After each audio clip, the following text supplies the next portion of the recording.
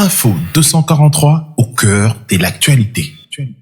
Messieurs et dames, bonjour et bienvenue dans cette nouvelle édition au symbole à la question d'actualité. To Memelabino, lumière sur des questions aux alliés actualité. Mingi Sui Bakongomani Ezaki Bongo le 7 mars 2021 et le 10 juillet 2021 où le président de la République Yemoko en tant que garant il y a nation à Keko Kitawa Pinakinkole au Ponako Lobake a eu déjà clé pour relier ça congolais mais une année et demie déjà depuis Makambouana Nyosoleki.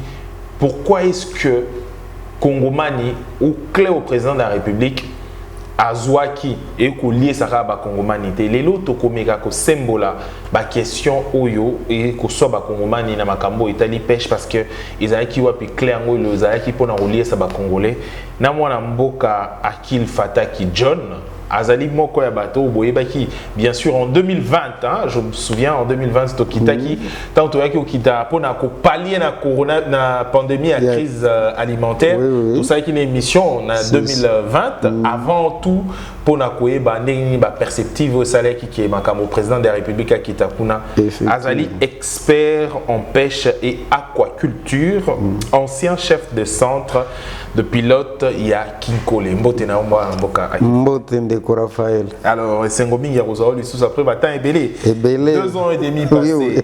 Alors d'abord pourquoi est-ce que jusqu'à présent président de la République malgré Azu clé Clangoyo Mouroum Tozong qui est le président de la République mémo ana moto bon na image wana zong c'est président de la République mémo ezaki yo pona koyebisaye ndengeni bakoki osala pona relier ça ba Kongomani mais presque une année après et demi déjà.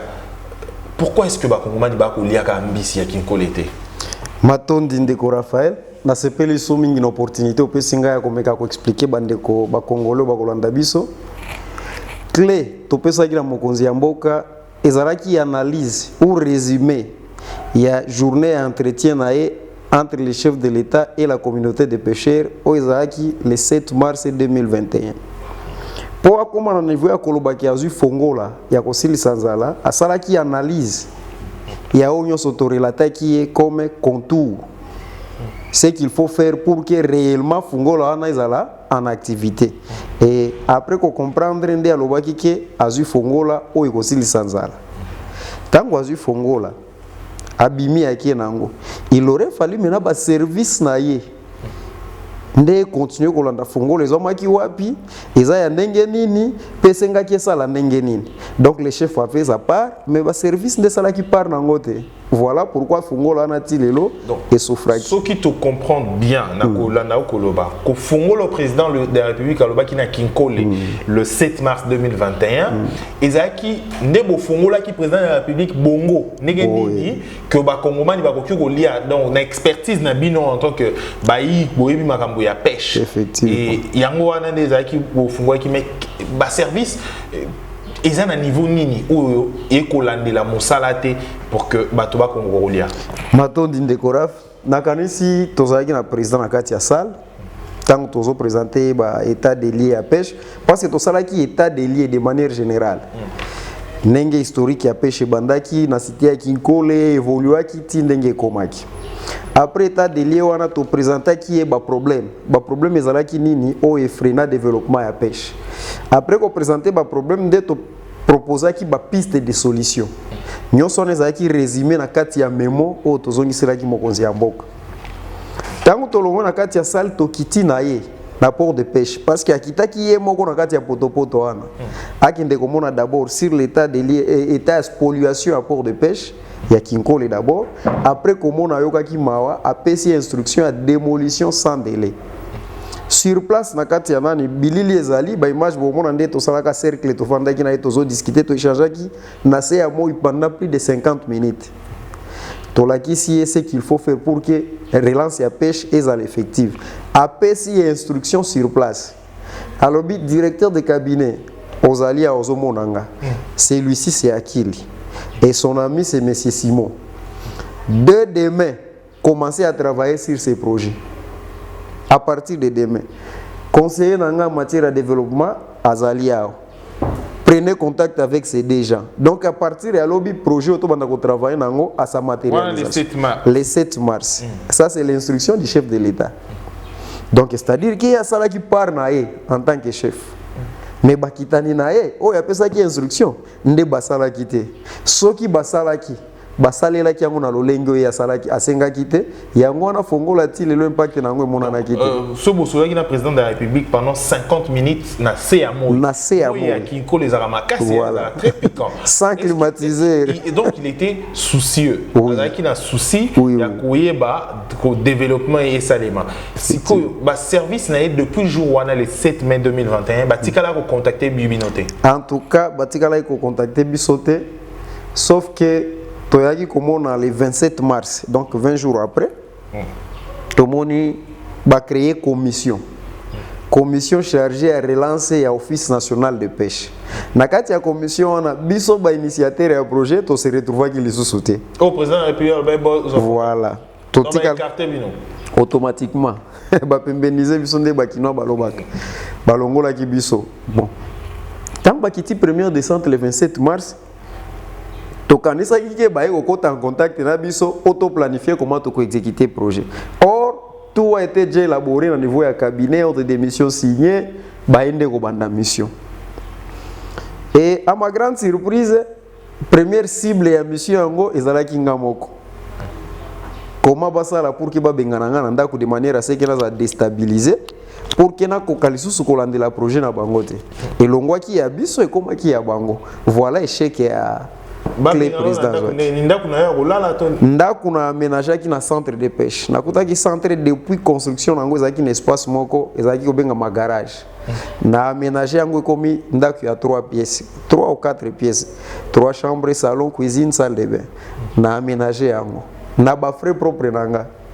Mais pour que ba déstabiliser nga d'abord comme basi ba suspendre nga na fonctionne bango irrégulièrement ba epé ko bengana nga na ndako. Donc malongoli na fonctionne na tango ya makambo entretien na on a chef de l'État et apporter le au lieu apporter le bonheur et apporter le malheur. Misère ti lelo. Donc malongoli chef il y a centre pilote il y a Kinkole. Voilà. Juste pour écarter un projet. Voilà parce que nazaki témoin gênant pour na bango. Balongoli nga en fonction.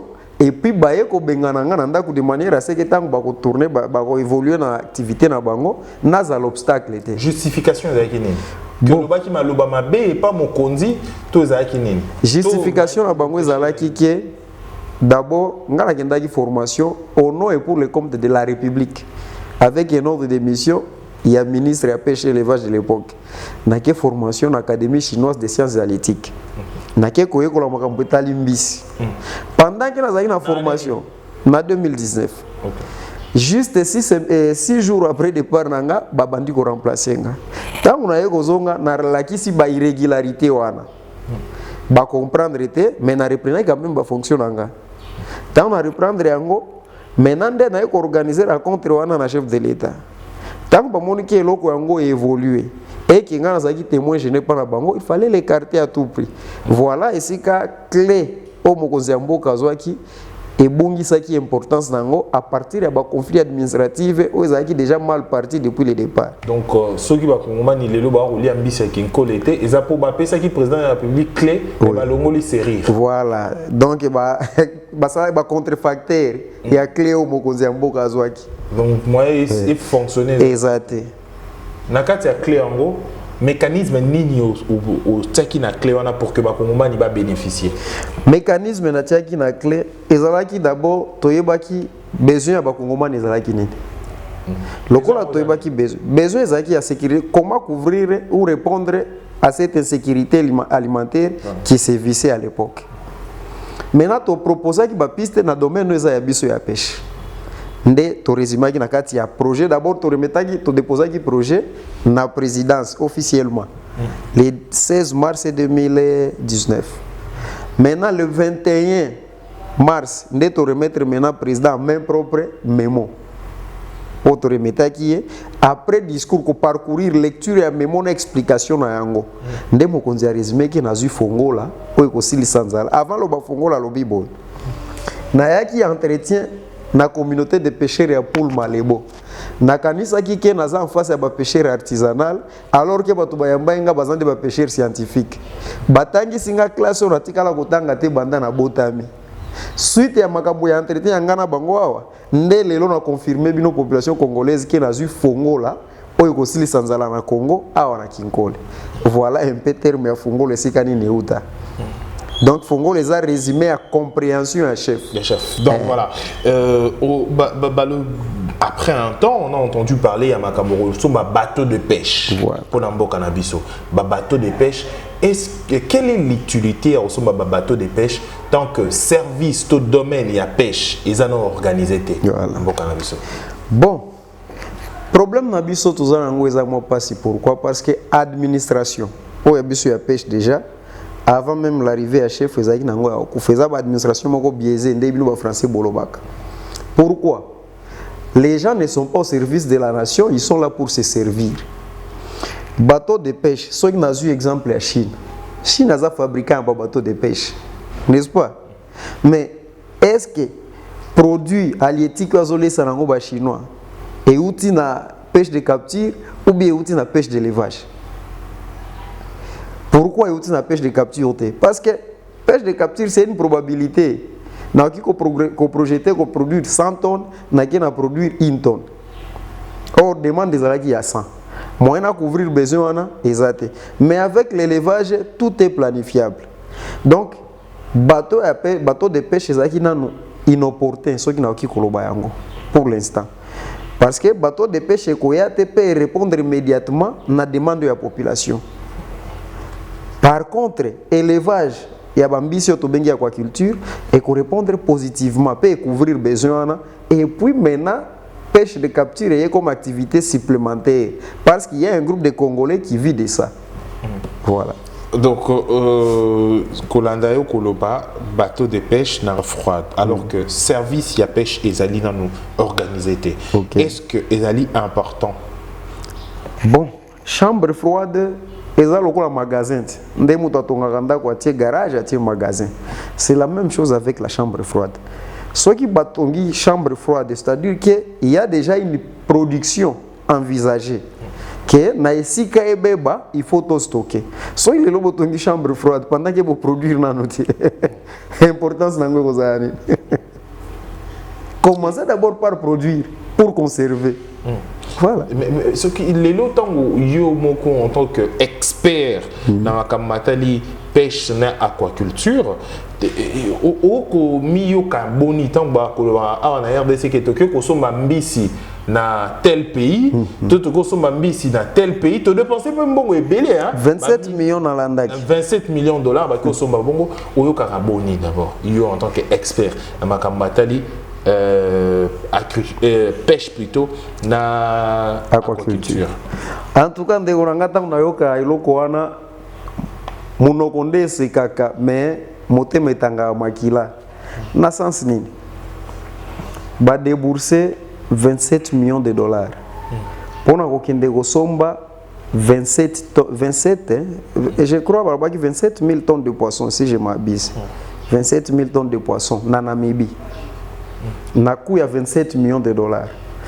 Na côté là non moins mouké na quantité wa.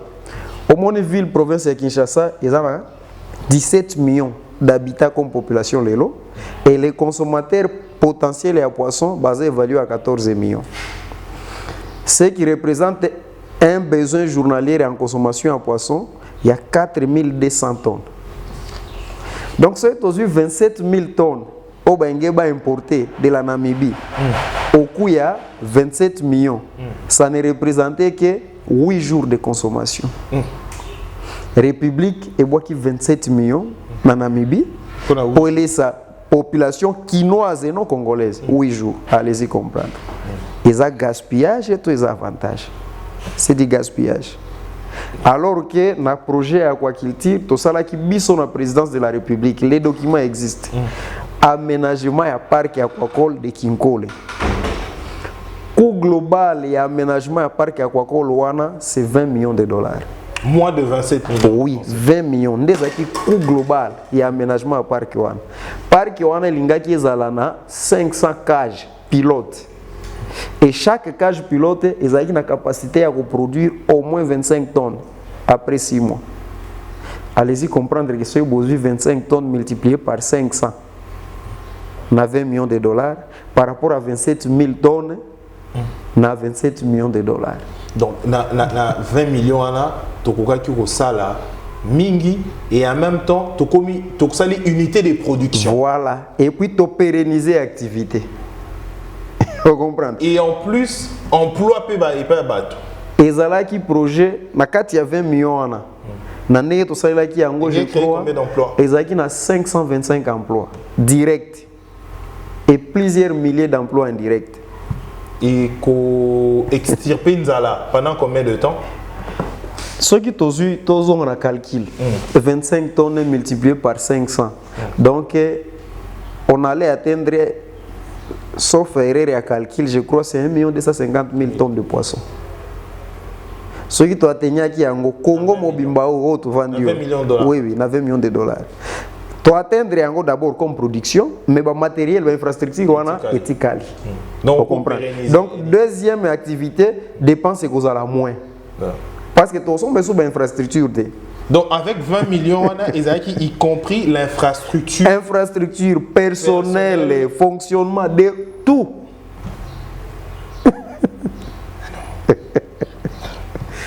Ça là, pendant 45 secondes. D'accord. Faites-nous une démonstration. Il y a 20 millions de dollars. Comment on peut faire pour relancer un projet comme ça, 20 millions de dollars dans l'aquaculture pour nourrir la population?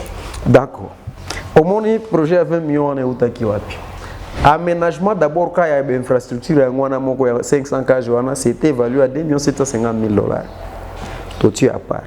Il y a une rémunération à personnel parce que nous sommes documenté. Les moins payés devraient gagner 350 dollars dans le cadre du projet. Et qui comme directeur ou coordonnateur du projet, il a 1500 dollars. Ce qui est évalué de 1500 à 350 fois 525 personnes, je crois que la rémunération a avoisiné 6 millions. Et rémunération à tous les 7 mois à exécution à projet. 6 millions. Vous comprenez? À part ça, il y a un projet qui a un véhicule frigorifique pour la distribution, une fourgonnette. Et il y a un projet d'aménagement à chambre froide de 120 tonnes. Il y a un même projet. Donc, l'objectif est d'abord quoi? Ceux qui ont continué à recherche au coût consommation annuelle, il y a poisson en RDC. Au coût en site et en appui, au coût en c'est 240 000 tonnes. D'où provient ces 240 000 tonnes? 220 000 tonnes sont importées de l'extérieur et c'est 20 000 tonnes qui est produit localement ici. Et ces 220 000 tonnes exportées de l'extérieur, rien que dans le domaine Ambis, le Congo dépense à peu près 400 millions de dollars. Or, au-delà de 400 millions de dollars, on a rapport ratio ou consommation normale d'un être humain Ambis, c'est 300 grammes. Mais ce qu'on continue à calculer, 240 000 tonnes divisé par 100 millions d'habitants, un Congolais consomme moins de 2 grammes de poisson par jour, contre 300 grammes. Alors que son pays est allé au coup Fanamaï. Tu vois qu'il y a 27 millions dans un petit pays comme Namibie. Vous comprenez? Alors, Toko m'a permis à Souka d'abord et à premier élément parce qu'il y a un deuxième élément où là, vraiment en intégralité où nous allons parler scientifique, le débat na Makamuzusu. Mais d'abord, pourquoi Bakangaki aussi? Pourquoi vous avez qui arrêté? Et ça parce que Mbongo ba yaki opesa yo clé ba pesi Mbongo au lieu yo pour détourner qui yo posa parmi ba to détourner pour Mboka. Pourquoi on vous a arrêté? Ah ndeko nango simbi sujet tabou. Wane comme sujet tabou. Pourquoi j'ai été arrêté? Premier péché langa, c'est parce que j'avais élaboré un projet que j'avais remis au chef de l'État. Un des premiers motifs d'arrestation langa. Deuxième motif d'arrestation langa, c'est que tant que je serai en vie, je suis un témoin gênant pour un ennemi à la République. Parce que c'est un ennemi. Ben ennemi à la République, on a besoin de pourquoi que bon, donc quand on a poussé le raisonnement plus loin pour comprendre que ils sont en connivence avec les exportateurs, les importateurs et Ambis. C'est pourquoi ils empêchaient à ce que toi arriver à produire mbisi pour que les Congolais baliate. Donc, l'élément n'est constitué qui infraction nanga. Nga na une instruction, na directeur de cabinet, il y a chef de l'État. Il y a présenté un projet fini, il y a aménagement parc aquacole à Kinkole. Na sali on a déposé. Quand on a déposé à acquisition réception. To continue à travaux préparatoires. Na qui na moni bourgmestre, oya sika zaki nommé ya moi si na présenté projet. A approuvé projet à l'objet. Si tel est le cas, to bengana batouana nyonso ba libérer espace au chef de l'État. Comment chef de l'État le baki lelo une année après ordre à chef de l'État est souffrir. Ngana essayer non madame, c'est OK na ngone ngwana mbangu. Tozape na période de festivité. Ba famille wana et qu'on la pénaliser. To banda d'abord par les recenser, les identifier et puis to ba ko aménager espace mususu. On a délocaliser bango de là où ils sont vers un autre parce qu'ils font partie de la population. Bien sûr. Alors après qu'on ça la yango, ndé to aménager maintenant les travaux to entreprendre. Le bourgmestre a bien compris, il a établi une réquisition par rapport à ça. Réquisition à adresser à un service de sécurité où ils sont censés exécuter l'ordre constitutionnellement parlant.